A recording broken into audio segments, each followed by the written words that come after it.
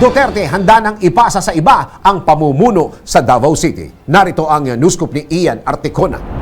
Handa na si dating Pangulo Rodrigo Duterte na ipasa sa iba ang pamumuno sa Davao City kung saan siya matagal na naging alkalde. Aminado ang dating Pangulo na hindi na niya talaga nais sumabak sa politika at ipinauubayan na niya sa Diyos kung sino man ang manalo at hindi naman kailangan Duterte ang maging sunod na mayor. Sinabi ni Duterte na tapos na ang kanyang political career at handa na niyang ipasa sa susunod na henerasyon ang pamumuno sa lungsod at iniiwan na sa kapalaran ang sasapitin ng kanyang mga anak sa politika. Magugunit ang nagain ng Certificate of Candidacy sa paparating na 2025 midterm elections sa mga Duterte. Ang dating Pangulo ay tatakbo sa pagkaalkalde ng Davao City kalaban si dating Civil Service Commission Chair at 1st District Representative Carlo Nograles, independent candidates Bishop Rod Cubos, social media personality Roweno Caballes, Joselito Tan at Jonathan Julain. Ang incumbent Davao City Mayor na si Sebastian Duterte ay tatakbo naman sa pagka-vice alkalde habang nakatatandang kapatid nito na si Representative Paulo Duterte ay tatakbo muli sa pagkakongresista sa ikatlong pagkakataon. At yan ang news scoop. Ako si Ian Articona, nagbabalita ng tama, naglilingkod ng tama.